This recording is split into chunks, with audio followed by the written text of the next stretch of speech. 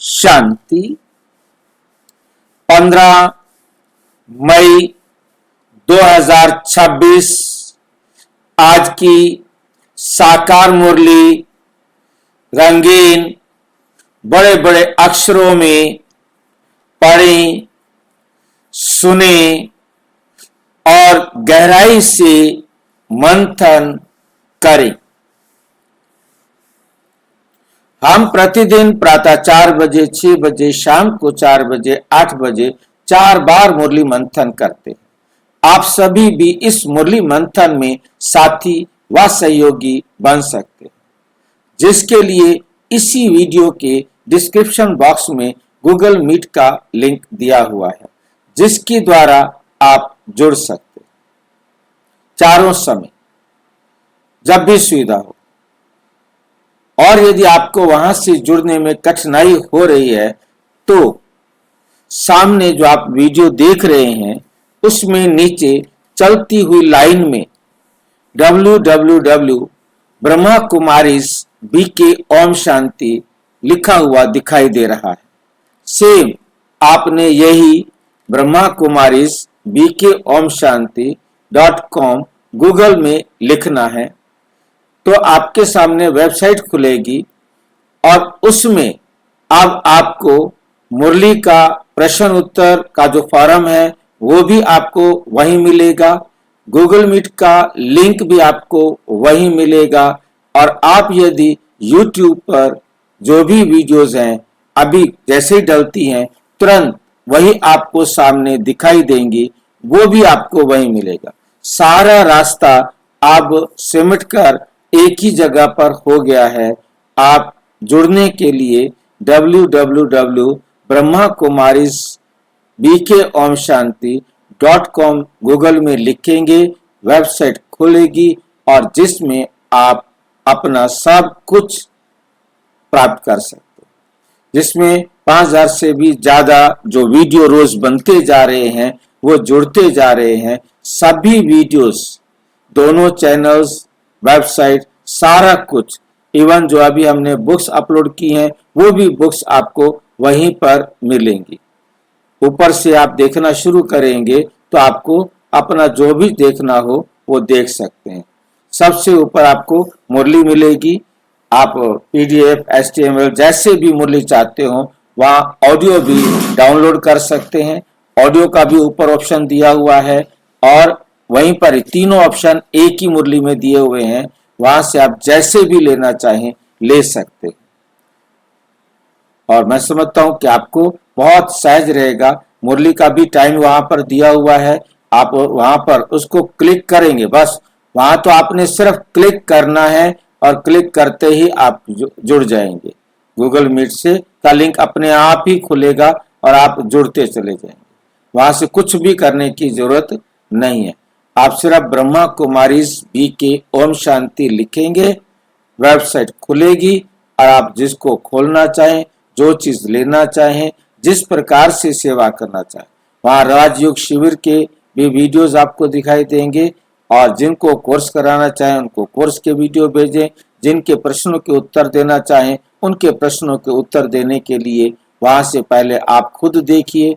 आपको लगता है कि हाँ ये प्रश्न उनको जवाब देना चाहिए, आप खुद जवाब दे सकते हैं तो सबसे अच्छी बात है। यदि आप खुद सही तरीके से समझाने में अपने आप को महसूस करते हैं कमजोर हैं, या आपको लगता है कि ये ज्यादा अच्छा रहेगा कि मैं उनको वीडियो भेज दूं, तो वीडियो भी भेज सकते हैं।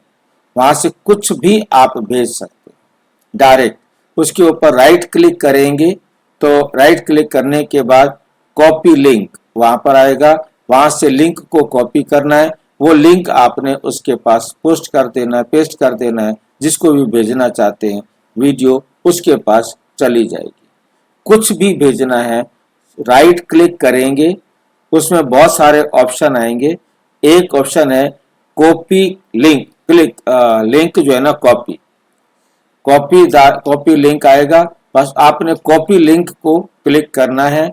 आप वो लिंक जो है ना आपके पास कॉपी हो जाएगा और आप जिसको भेजना चाहते हैं वहां आप पेस्ट कर देंगे, वो उसके पास चला जाएगा, वहां लिंक से ही सीधा चला जाएगा। कॉपी लिंक को क्लिक करना। अच्छा, ओम शांति। आज की साकार मुरली का सार। मीठा मीठा बाबा कहते मीठे बच्चे, ये दुनिया कब्रिस्तान होने वाली है। यह दुनिया कब्रिस्तान होने वाली है, इसलिए इससे दिल नहीं लगाना। इसलिए इससे दिल नहीं लगाना। ये दुनिया कब्रिस्तान होने वाली, खत्म होने वाली है। जब कोई भी संसार में या कोई भी चीज, मैकेनिक कहता है कि मशीन खराब होने वाली है, अब हमारा उस मशीन से, उस गाड़ी से, उस वस्तु से मोह खत्म हो जाता है। उसको उठा के कबाड़े में डाल देते हैं, कबाड़ी को बेच देते हैं। यदि वो किसी काम का नहीं है, कबाड़ी भी नहीं लेता है, तो उसको कूड़ेदान में डाल देते हैं। जिस चीज के बारे में समझ में आ गया कि अब ये हमारे बेकार है, कुछ भी चीज है जो हमारे लिए बेकार हुई, या तो वो कूड़ेदान में जाएगी या फिर कबाड़ी के पास जाएगी। किसी भी तरीके से हम उसे अपने घर से बाहर निकाल देते हैं। अब हमारा उससे कोई ममत्व नहीं रहता है। ठीक इसी प्रकार से परमपिता परमात्मा आकर समझा रहे हैं कि दुनिया क्या होने वाली है, कब्रिस्तान होने वाली है। टाइम कितना भी लगे, ये तय है कि दुनिया कब्रिस्तान बनेगी ही बनेगी। और साफ सबको दिखाई दे रहा है। सभी अपनी लालच में देह विकारों के कारण इस विनाश के सहयोगी बनेंगे, परंतु जिम्मेवारी या दोष हम किसी को नहीं दे सकते, क्योंकि हर एक ने अपना पार्ट खुद बजाना है। जो भी है वो अपना पार्ट बजाने के लिए मजबूर है, क्योंकि उसका रोल है। वो उस पार्ट से अलग नहीं जा सकता, क्योंकि यदि एक भी आत्मा अपने पार्ट को बदल दे तो फिर ड्रामा एक्यूरेट नहीं रहेगा।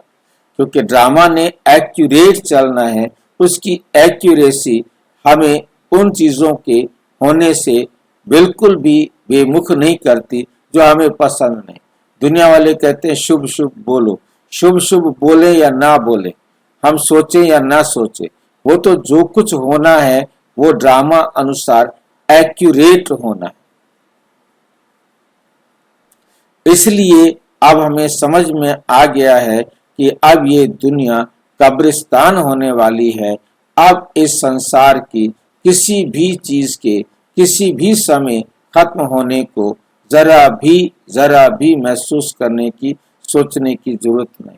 आज हम सभी, सारी दुनिया, चाहे वो ज्ञान में है या नहीं है, ये जानने लगी है, जानती है कि पता ही नहीं कब कौन कैसे चला जाए। अभी अभी वो बात कर रहा था, अभी अभी चला गया, परंतु अभी तो कोई ना कोई उसको संभालने वाले, उठाने वाले, शमशान तक उनकी मिट्टी को पहुंचाने वाले, ताकि समाज में वातावरण ठीक बना रहे, बीमारियां ना फैले, तो उसके लिए ये सारे कार्य होते हैं। परंतु जो फाइनल परमात्मा ने समझाया है कि एकदम परिवर्तन होना है, सारी दुनिया एकदम बदल जाएगी। सारा का सारी आत्माएं शरीरों को छोड़कर घर चली जाएंगी। इसलिए इससे दिल नहीं लगाओ, परिस्तान को याद करो। किसको याद करो? परिस्तान को याद करो। प्रश्न, तुम गरीब बच्चों जैसा खुश नसीब दुनिया में कोई भी नहीं। क्यों? तुम गरीब बच्चों जैसा खुश नसीब पूरी दुनिया में कोई भी नहीं। क्यों? हम गरीब बच्चे क्यों हैं? कौन बताएगा? पैसे से गरीब हैं?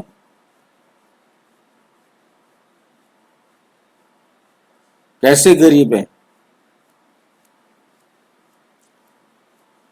कैरेक्टर से, चरित्र से, मॉरल वैल्यूज से। जिसका चरित्र खराब होता है उसके लिए कहा जाता है बहुत छोटा बंदा, उससे बात मत करो, उसकी बात ही मत करो, वो बहुत छोटा है। किस बात से छोटा हो गया? चरित्र से छोटा। तो हमें बहुत बहुत अच्छी तरह से इस बात को समझना है कि चरित्र से छोटा है। आज सारी दुनिया चरित्र से पतित हो गई, तमो प्रधान हो गई। अब हम चरित्र से गरीब हो गए थे, तो बाबा आकर हमें फिर से चरित्रवान बना रहे। भ्रष्टाचारी बन गए थे, श्रेष्ठाचारी बना रहे। तो ये इससे बड़ी खुश नसीबी क्या होगी कि हमें स्वयं भगवान, स्वयं परम पिता परमात्मा हमें परम धाम से आकर पावन बनने की ट्रेनिंग दे रहे, पढ़ा रहे हैं। इससे श्रेष्ठ भाग्य और क्या होगा और किसका होगा? तुम गरीब बच्चों जैसा खुश नसीब दुनिया में कोई भी नहीं। क्यों? कोई भी नहीं, क्यों नहीं? तुम गरीब बच्चों जैसा खुश नसीब दुनिया में कोई भी नहीं। और क्यों नहीं? क्योंकि तुम गरीब बच्चे ही डायरेक्ट उस बाप के बने हो जिससे सदगति का वर्षा मिलता है। गरीब बच्चे ही पढ़ते हैं। साहूकार यदि थोड़ा पढ़ेंगे भी तो उन्हें बाप की याद मुश्किल से रहेगी। क्यों? साहूकार को क्यों याद नहीं रहेगी? क्योंकि साहूकार सोचता है मेरे पास सब कुछ उपलब्ध है, मेरे पास घर है, गाड़ी है, एसी है, एरोप्लेन है, ये है, ये है, ये है, सब कुछ तो है। इन विचारों के पास नहीं है। ये परमात्मा का कहना माने, पूजा करे, पाठ करे, भगवान इनको दे दे। मुझे तो भगवान ने स्वर्ग दे रखा है, मैं तो ऑलरेडी स्वर्ग में हूं, मुझे मेहनत किसके लिए करनी? ये मांगे थोड़ा भगवान इनको पैसे दे देंगे, नौकरी लगा देंगे, थोड़ा प्रार्थना करेंगे। हमारा तो प्रार्थना करनी है भगवान हमारे बिजनेस को बनाए रखना, हमारे बिजनेस में घाटा नहीं करना, हमारे जीवन में और कोई दुख मत भेज देना। इसलिए इस डर से वो थोड़ा सा भगवान को याद करते हैं, समय समय पर रिश्वत देते रहते हैं, कमीशन देते रहते हैं। तो उन्हें बाप की याद मुश्किल से रहेगी। तुम्हें तो अंत में बाप के सिवाय और कुछ भी याद नहीं आए। तुम्हें तो अंत में बाप के सिवाय और कुछ भी याद नहीं आए। इसलिए तुम सबसे खुश नसीब, क्योंकि तुम अभी से सोचेंगे, याद करेंगे, क्योंकि लंबे समय का अभ्यास अंत समय भी परमात्मा की याद में रहने में सहयोग देगा। अचानक ही कोई सोचे कि बस अब तो आग लगने वाली है या लग रही है, अब भगवान को याद करूं, भगवान याद नहीं आ पाएगा। क्यों? क्योंकि उस समय भी वही याद आएंगे जिनको आपने अब तक याद किया था। इसलिए तुम सबसे खुश नसीब हो। गीत, दिल का सहारा टूट ना जाए, दिल का सहारा टूट ना जाए, ओम शांति। बच्चों प्रति बाप समझा रहे हैं और बच्चे समझ रहे हैं कि बरोबर ये जमाना अब कब्रिस्तान बनने वाला है। पहले ये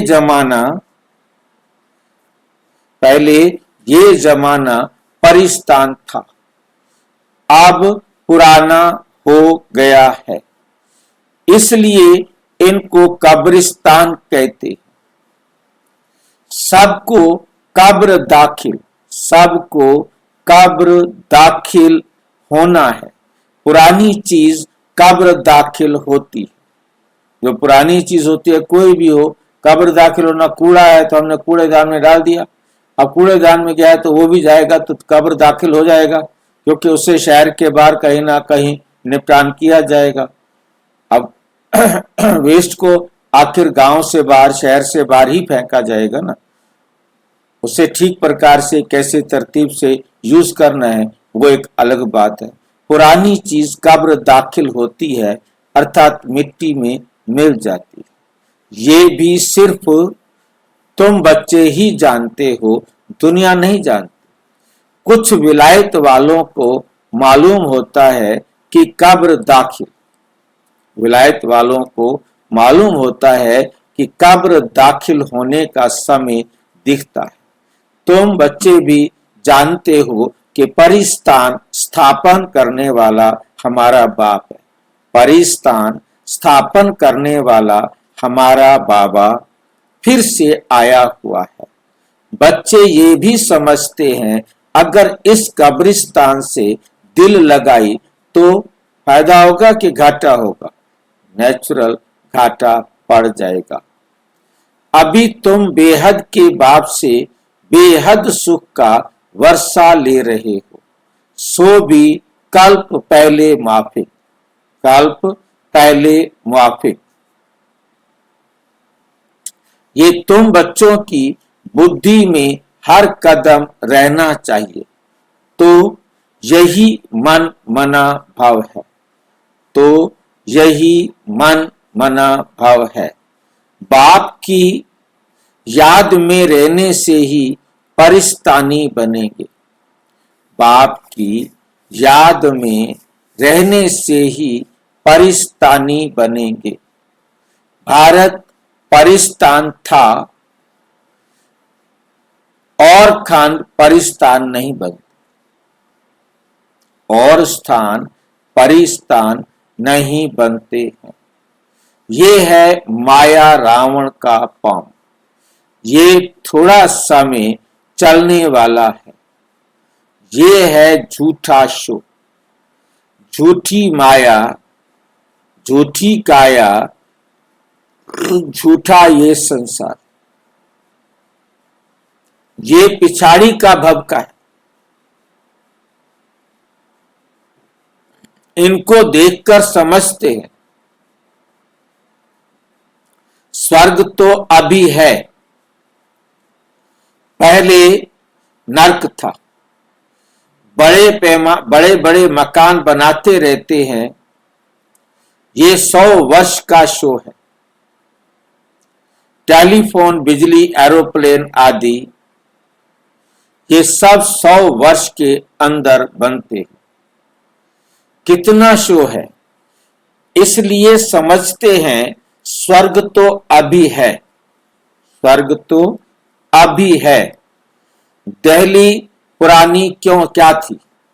दिल्ली पुरानी क्या थी? अभी नई दिल्ली कैसे अच्छी बनी है। नाम ही रखा है न्यू दिल्ली। बापूजी चाहते थे, बापूजी चाहते थे नई दुनिया राम राज्य हो, परिस्तान हो। ये तो टेम्परेरी, ये तो टेम्परेरी पॉम्प है, दिखावा है। कितने बड़े बड़े मकान, फाउंटेन आदि बनाते हैं। इनको आर्टिफिशियल स्वर्ग कहा जाता है। अल्पकाल के लिए तुम जानते हो, तुम जानते हो इनका नाम कोई स्वर्ग नहीं है, इनका नाम नरक है। नरक का भी एक शो है। ये है अल्पकाल का। ये क्या है? ये है अल्पकाल का शो। ये अभी गया कि गया, ये अभी गया कि गया। अब बाप बच्चों को कहते हैं एक तो शांति को याद करो, सब मनुष्य मात्र शांति को ढूंढते रहते, कहां से शांति मिलेगी। अब यह सवाल तो सारी दुनिया का है कि दुनिया में शांति कैसे हो। मनुष्यों को ये पता नहीं कि हम सब वास्तव में शांति धाम के रहने वाले हैं। हम सब वास्तव में शांति धाम के रहने वाले हैं। हम आत्माएं शांति धाम में शांत रहती हैं, फिर यहाँ आती हैं पाठ बजाने के लिए। सो भी तुम बच्चों को मालूम है, अभी तुम पुरुषार्थ कर रहे हो, अभी तुम पुरुषार्थ कर रहे हो सुख धाम जाने के लिए वाया शांति धाम। कैसे जाते हो? वाया शांति धाम। हर एक की बुद्धि में है हम आत्माएं अभी जाएंगी अपने घर शांति धाम। यहाँ तो शांति की बात, यहाँ तो शांति की बात हो नहीं सकती। ये है ही दुख धाम। सतयुग पावन दुनिया, कलयुग है पतित दुनिया। इन बातों की समझ अभी तुम बच्चों को आई है। दुनिया वाले तो कुछ भी नहीं जानते। तुम्हारी बुद्धि में आया है बेहद का बाप हमको सृष्टि चक्र के आदि मध्य अंत का राज समझाते हैं। आदि मध्य अंत का राज समझाते हैं। फिर कैसे धर्म स्थापक आकर धर्म स्थापन करते हैं। अब सृष्टि में कितने अथाह मनुष्य हैं। भारत में भी बहुत है। भारत जब स्वर्ग था तब बहुत साहूकार थे, कोई धर्म नहीं था। तुम बच्चों को रोज रिफ्रेश किया जाता है। बाप और वर्षे को याद करो। भक्ति मार्ग में भी यह चला आता है। हमेशा अंगुली दिखाते हैं कि परम आत्मा को याद करो। परम आत्मा अथवा अल्लाह वहां है। परम आत्मा अथवा अल्लाह वहां है। परंतु सिर्फ ऐसे ही याद करने से कुछ होता थोड़े ही है। उनको ये भी पता नहीं है कि याद से क्या फायदा होगा। उनके साथ हमारा क्या संबंध है जानते ही नहीं। दुख के समय पुकारते हैं, हे राम। आत्मा याद करती है, परंतु उनको यह पता नहीं है कि सुख शांति किसको कहा जाता है। इतनी कमाल की बात है कि पूरी दुनिया में किसी को भी पता नहीं है कि सुख शांति किसको कहा जाता है। तुम्हारी बुद्धि में आता है कि हम सब एक बाप की संतान है। तुम्हारी बुद्धि में आता है कि हम सब एक बाप की संतान है। तो फिर दुख क्यों होना चाहिए? बेहद काबा के बाप से सदा सुख का वर्षा मिलना चाहिए। यह भी चित्र में क्लियर है। भगवान है ही स्वर्ग की स्थापना करने वाला। भगवान क्या है? स्वर्ग की स्थापना करने वाला है। उसे कहा जाता है heavenly God father. Heavenly God father, स्वर्ग की स्थापना करने वाला बाप। वे आते भी भारत में है, वे आते भी कहाँ हैं? भारत में। परंतु ये कोई समझते नहीं, कोई भी ये बात समझते नहीं।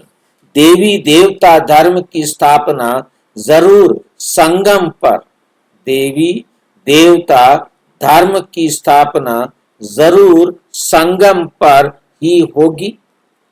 सतयुग में कैसे होगी? कितना क्लियर प्रश्न पूछ रहे हैं बाबा कि संगम पर होगी, सतयुग में कैसे होगी? परंतु ये बातें दूसरे धर्म वाले जानते नहीं। ये तो बाप ही नॉलेजफुल है, समझाते हैं आदि सनातन देवी देवता धर्म कैसे स्थापन हुआ।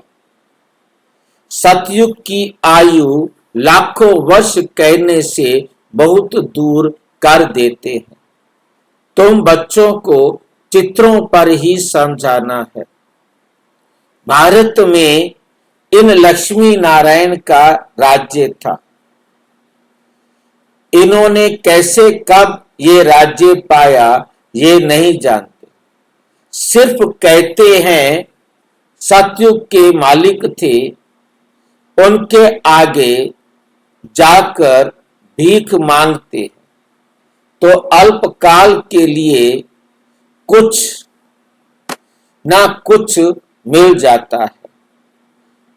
कोई दान पुण्य करते हैं, उनको भी अल्पकाल के लिए फल मिल जाता है। गरीब पंचायत के मुखी को भी इतनी ही खुशी रहती है जितनी साहूकार मुखी को। मतलब कोई साहूकार है, मुखी किसे कहा जाता है? ये शब्द तो किसको पता है? मुखी।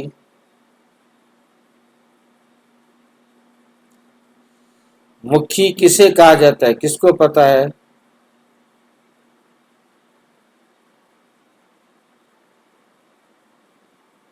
जो मुखिया होता है, किसका मुखिया? जो घर में रहता है, सबसे बड़ा होता है। जो घर में रहता है वो होता है घर का मुखिया। उसको घर का मुखिया कहेंगे ना, परिवार का मुखिया कहेंगे ना। ये होता है प्रधान, मुखी। मुखी सिंधी भाषा का शब्द है, हिंदी में इसे प्रधान कहा जाता है। जैसे अपने गांव का, अपनी पंचायत का मुखी प्रधान होता है, उसको मुखी कहा जाता है। प्रधान जी, जैसे एक गांव में एक प्रधान जी होगा, उसको प्रधान जी बोलेंगे। कोई पहले प्रधान रहा है तो उसको भी प्रधान जी बोलेंगे, बेशक अब प्रधान ना रहा हो। तो ऐसे प्रधान या मुखी पहले मतलब हुआ करते थे, अब भी हैं।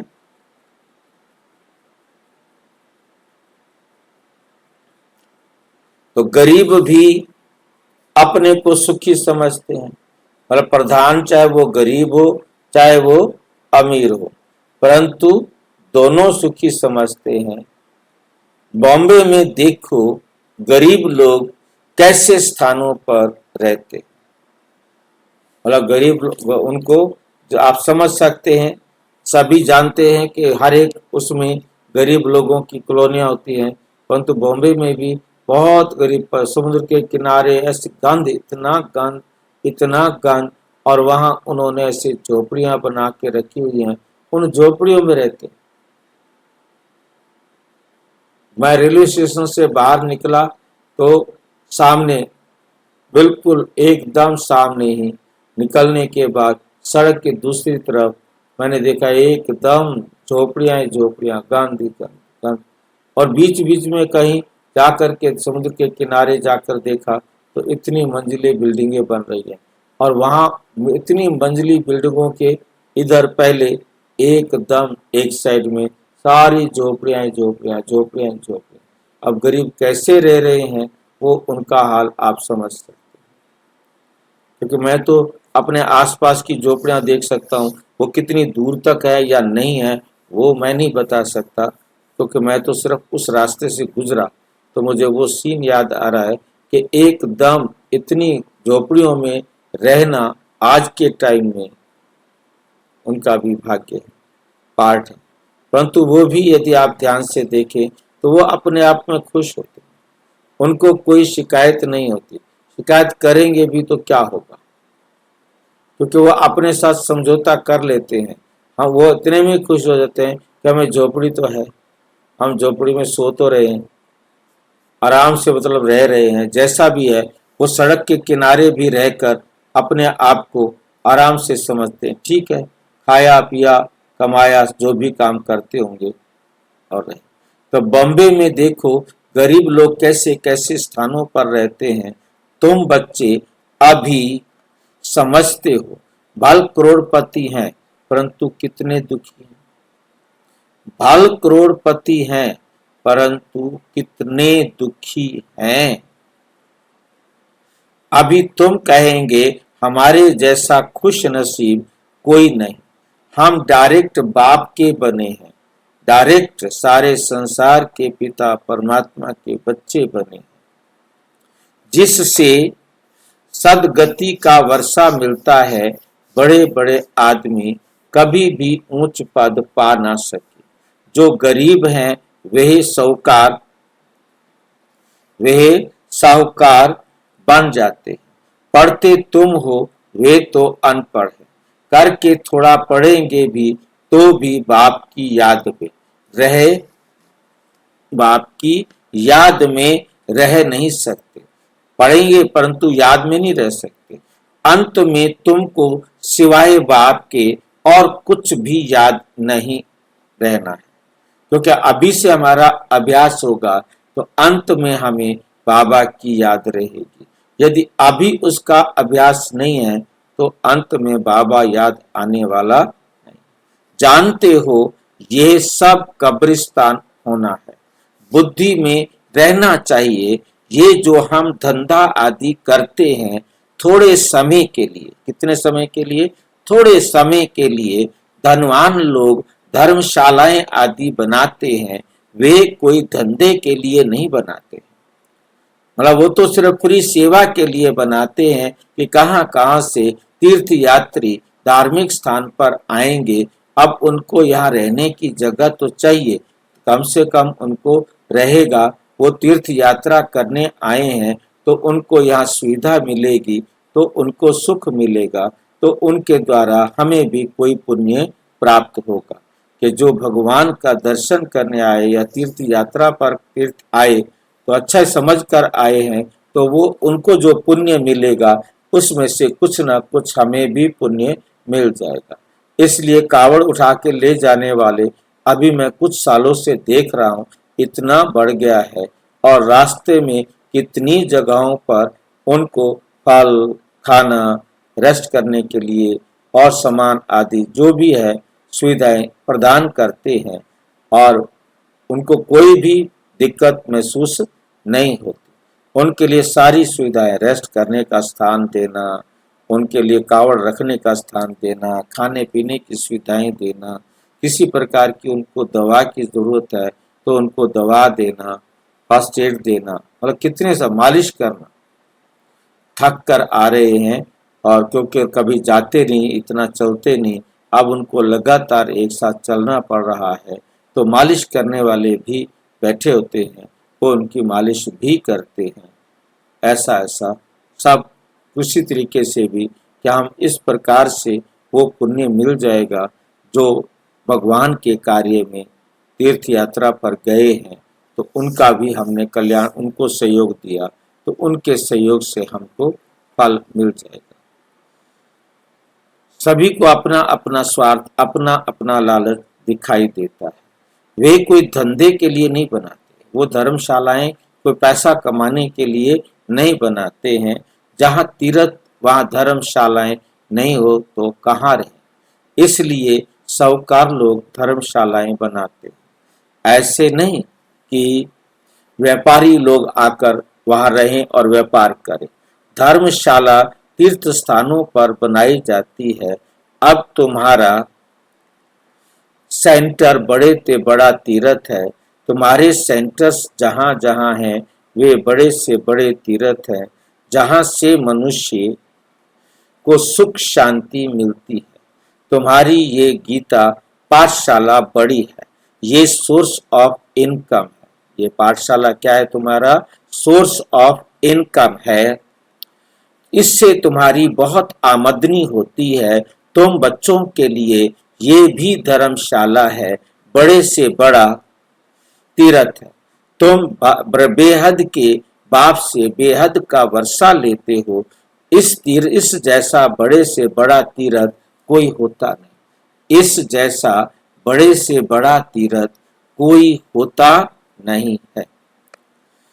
उन तीर्थों पर जाने से तो तुमको कुछ भी मिलता नहीं, ये भी तुम समझते हो। भक्त लोग बड़े प्रेम से मंदिर आदि में चरणामृत लेते हैं, समझते हैं उनसे हमारा हृदय पवित्र हो जाता है, हो जाएगा। परंतु वे तो पानी है। यहाँ तो बाप कहते हैं मुझे याद करो तो वर्षा मिलेगा। अभी बेहद के बाप से तुमको अविनाशी ज्ञान रत्नों का खजाना मिलता है। अक्सर करके शंकर के पास जाते हैं, समझते हैं अमरनाथ ने पार्वती को कथा सुनाई। तब कहते हैं भर दे झोली, भर दे झोली। तुम अविनाशी ज्ञान रत्नों से झोली भरते हो। बाकी अमरनाथ कोई एक को थोड़े ही बैठकर कथा सुनाएंगे। जरूर बहुत होंगे, वे भी मृत्यु लोक में ही होंगे। सूक्ष्म वतन में तो कथा सुनाने की दरकार नहीं है। अनेक तीर्थ बनाए हैं, साधु संत महात्मा आदि ढेर जाते हैं। अमरनाथ पर लाखों आदमी जाते हैं। कुंभ के मेले पर गंगा स्नान करने सबसे जास्ती जाते हैं। समझते हम पावन बनेंगे। वास्तव में कुंभ का मेला यह है। कौन सा है कुंभ का मेला? ये कौन सा मेला है? भारतीय संगम युग कुंभ का मेला है। क्यों? किसको मिलते हैं हम?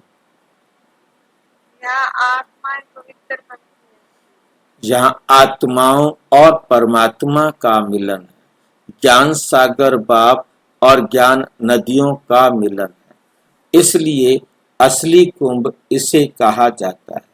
वहां तो नदियां मिलती हैं पानी की, परंतु यहाँ तो ज्ञान सागर बाप से ज्ञान नदियां मिल रही है।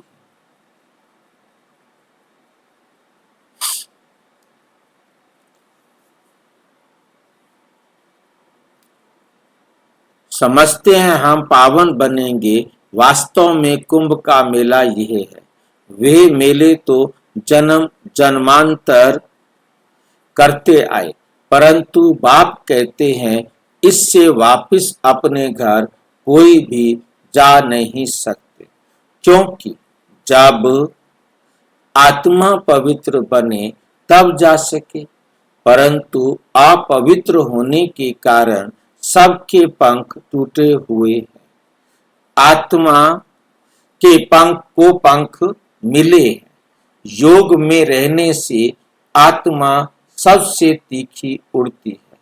कोई का हिसाब किताब लंदन में, अमेरिका में होगा तो झट उड़ेंगे, वहां सेकंड में पहुंच जाते हैं। लेकिन मुक्ति धाम में तो जब कर्मातीत हो तब जा सके, तब तक यहाँ ही जन्म मरण में आते।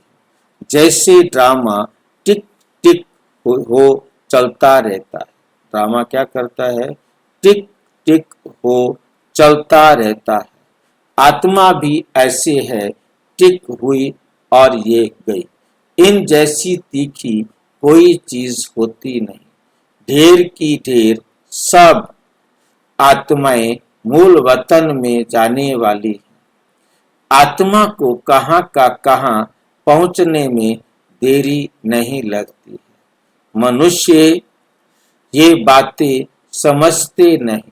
तुम बच्चों की बुद्धि में आता है कि नई दुनिया में जरूर थोड़ी आत्माएं होंगी, वहां बहुत सुखी होंगी।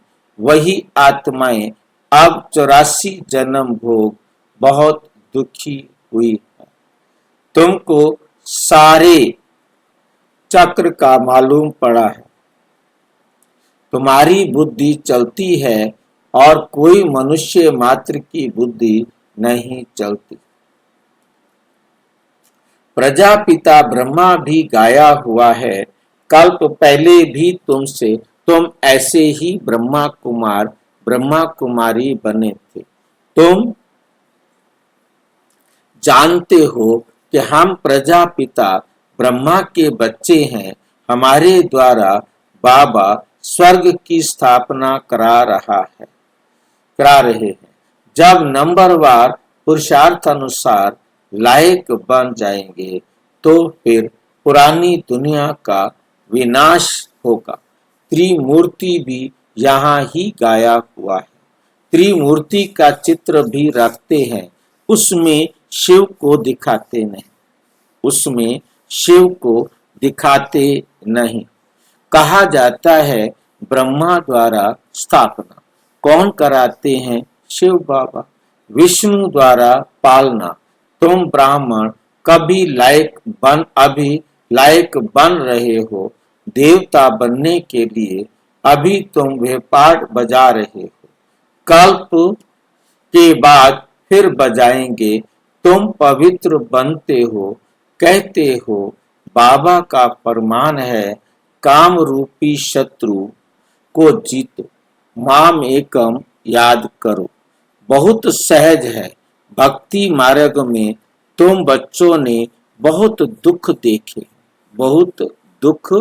देखे हैं। हर करके दुख थोड़ा सुख है तो भी अल्पकाल के लिए। भक्ति में साक्षात्कार होता है सो भी अल्पकाल के लिए। तुम्हारी आश पूर्ण होती है, ये साक्षात्कार होता है। वे भी मैं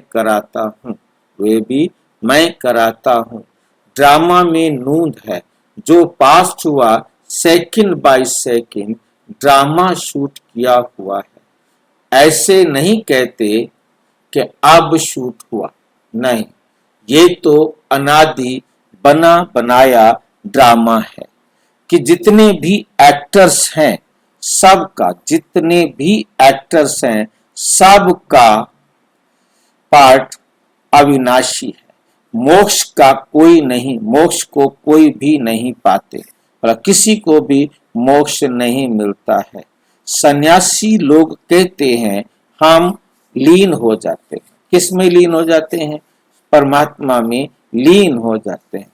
वास्तव में वो परमात्मा में लीन नहीं होते। और दूसरा, कोई भी परमात्मा में लीन नहीं हो सकता। तुम अविनाशी आत्मा हो, कैसे लीन हो सकते हो? कोई भी आत्मा, कोई पानी का बुलबुला है, वो तो पानी में समा जाएगा, मिक्स हो जाएगा। उसका कोई कतरा कहाँ जाएगा? हम उस बुलबुले को अलग नहीं कर सकते। परंतु हम आत्मा हैं ही यूनिक, हैं ही अलग। एक छोटी सी आत्मा जिसको हम इन आंखों से नहीं देख सकते, वो एकदम यूनिक सोल। उस जैसी सोल और कोई भी इस दुनिया में नहीं हो सकती। ये बात हमें बहुत बहुत स्पष्ट करती है।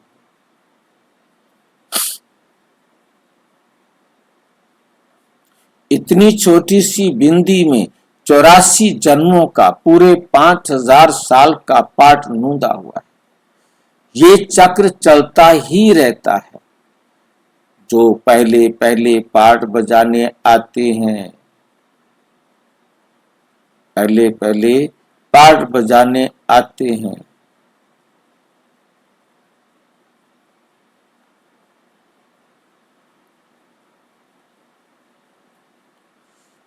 जो पहले पहले पाठ बजाने आते हैं वही 84 जन्म लेते हैं। सब तो ले ना सके, सब तो 84 जन्म ले ना सके। तुम्हारे सिवाय और कोई की बुद्धि में ये नॉलेज नहीं आएगी। जो बुद्धि तुम्हारी बुद्धि में ये नॉलेज आई है, ये और किसी की बुद्धि में नहीं आएगी। ज्ञान का सागर एक ही बाप है। तुम जानते हो हम बाप से वर्षा ले रहे हैं। बाप हमको पतित से पावन बनाते हैं। सुख और शांति का वर्षा देते हैं।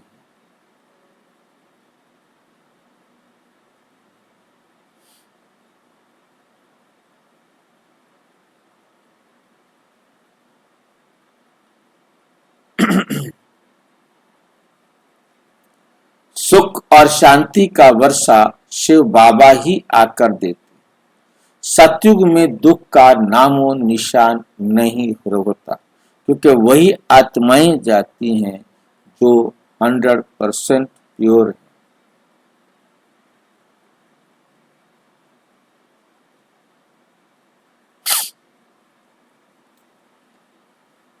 निर्वृत्ति मार्ग वाले ऐसा आशीर्वाद दे ना सके। कैसा आशीर्वाद? आयुष्मान भाव। धनवान भाव नहीं कहते। धनवान भाव निवृत्ति मार्ग वाले ऐसा आशीर्वाद नहीं देंगे। बाप कहते हैं आयुष्मान भव, लंबी आयु वाले बनो, धनवान भव, अधिक धन कमाने वाले बनो। और फिर आता है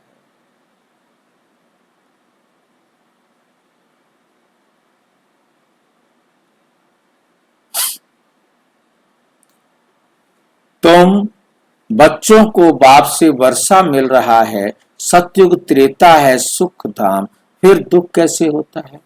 यह भी कोई नहीं जानता। ये भी दुनिया में कोई नहीं जानते। देवताएं वहां मार्ग में कैसे जाते हैं, वे निशानियां हैं। जगन्नाथपुरी में देवताओं के चित्र ताज आदि पहने हुए दिखाते। फिर गंदा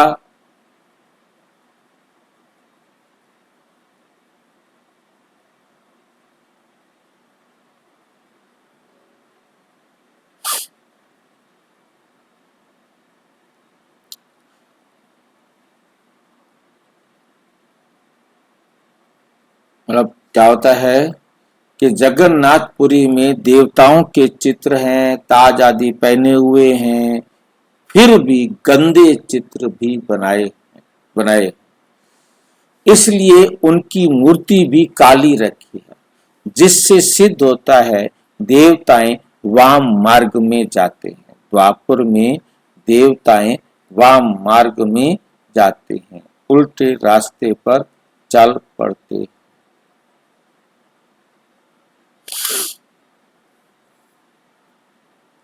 तो अंत में बिल्कुल काले बन पड़ते हैं। अभी तुम जानते हो भारत कितना सुंदर था।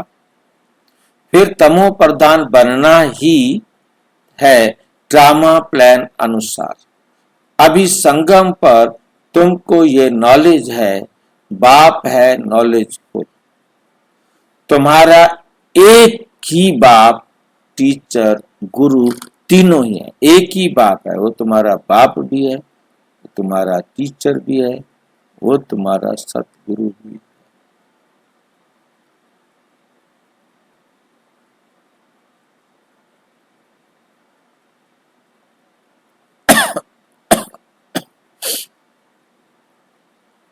ये सदैव बुद्धि में रहे कि शिव बाबा हमको पढ़ाते।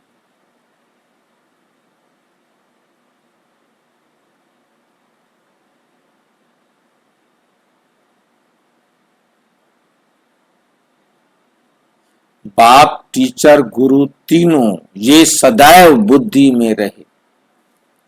शिव बाबा हमको पढ़ाते। ये बेहद की पढ़ाई है, जिससे तुम नॉलेजफुल बन गए हो, तुम सब कुछ जानते हो। वो कहते हैं सर्वव्यापी।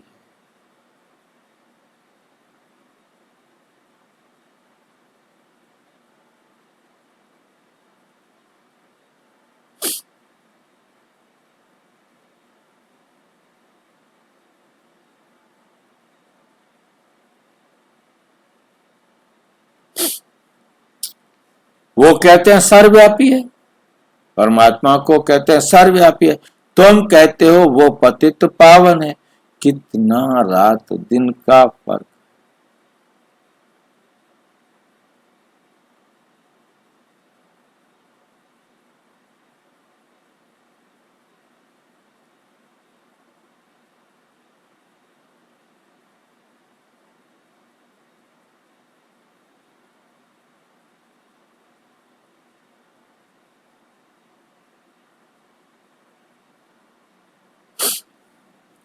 कितना रात दिन का फर्क। अब भी तुम मास्टर नॉलेजफुल बने हो। नंबर वन, जो बाप के पास है वो तुमको सिखाते हैं। तुम भी सबको ये बताते हो, बाप को याद करो तो 21 जन्मों के लिए वर्षा मिलेगा। अच्छा, मीठे मीठे सिक्की लदे बच्चों प्रति माता पिता बाप दादा का याद प्यार और गुड मॉर्निंग। रूहानी बाप की रूहानी बच्चों को नमस्ते। हम रूहानी बच्चों की रूहानी बाप दादा को नमस्ते नमस्ते। हम सबकी भी रूहानी बाप दादा को नमस्ते नमस्ते। धारणा के लिए मुख्य सार। नंबर 1, स्वयं रिफ्रेश हो रहकर औरों को रिफ्रेश करने के लिए बाप और वश्य को की याद में रहना है और सबको याद दिलाना है। इस पुराने वर्ष, इस पुरानी दुनिया से, इस कब्रिस्तान से दिल नहीं लगाने, दिल नहीं लगाने।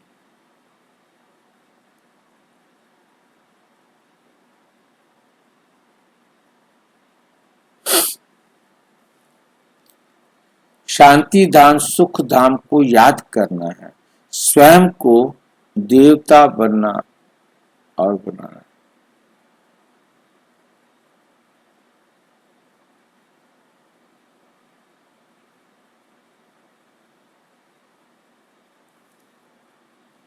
वरदान।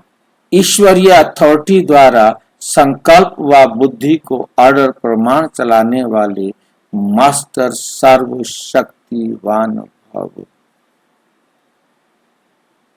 जैसे स्थूल हाथ पांव को बिल्कुल सहज रीति जहां चाहो वहां चलाते हो व कर्मों में लगाते हो, वैसे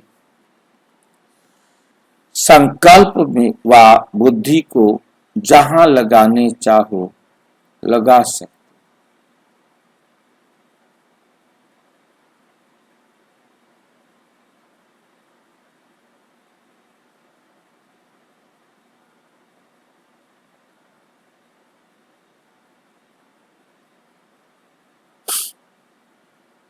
जहां लगाने चाहो वहां लगा सको। वो संकल्प व बुद्धि को जहां लगाने चाहो वहां लगा सको। इससे ही कहते हैं ईश्वरीय अथॉरिटी। जैसे वाणी में आना सहज है, वैसे वाणी से परे जाना भी उतना ही सहज हो। इसी अभ्यास से साक्षात्कार मूर्त बनेंगे। तो अब इस अभ्यास को सहज और निरंतर बनाओ, तब कहेंगे मास्टर सर्वशक्तिवान। स्लोगन है, स्वस्थिति शक्तिशाली हो तो परिस्थिति उसके आगे कुछ भी नहीं है। ये अव्यक्त इशारे सदा अचल अडोल एक रस स्थिति का अनुभव करो। आपके एक रस अचल स्थिति का ही अचल घर यादगार। कहाँ है अचल घर?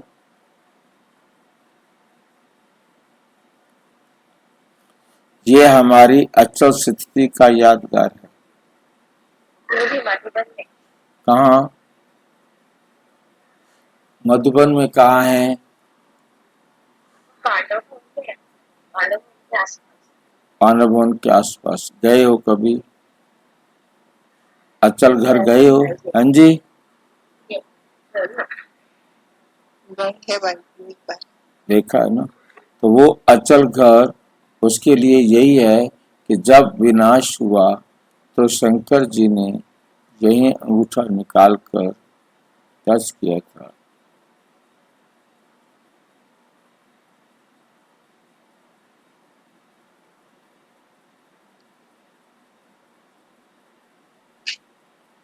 आज दोबारा बताओ, शंकर जी ने क्या किया था? अचल घर में जब परिवर्तन आया, विनाश हुआ, तो सारी धरती हिल रही थी।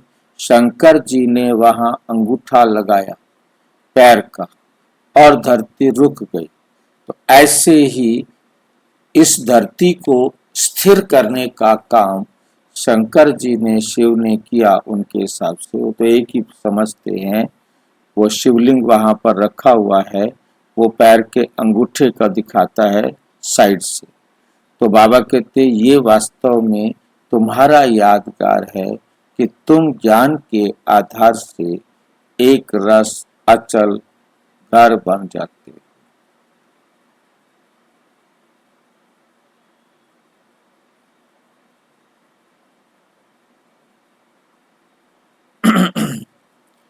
तो जैसे बाप दादा एक रस रहते हैं, वैसे बच्चों को भी एक रस रहना है। जब एक ही बाप, एक एक ही रस, जब एक के ही रस में रहेंगे तो एक रस अवस्था रहेगी। क्या क्यों शब्द की निशानी क्वेश्चन मार्क सभी से टेढ़ा होता है? जब क्यों क्या शब्द निकल जाएगा तब ड्रामा की भावी पर फिर तब ड्रामा की भावी पर एक रस स्थैर्यम रह सकेंगे। अच्छा, ओम शांति। और विस्तार से जानने के लिए प्रजापिता ब्रह्मा कुमारी ईश्वरीय विश्वविद्यालय के किसी भी सेवा केंद्र पर संपर्क करें। और यदि कोई प्रश्न हो तो 9213106986 पर केवल अराटाई या टेलीग्राम करें 9650692270 पर। केवल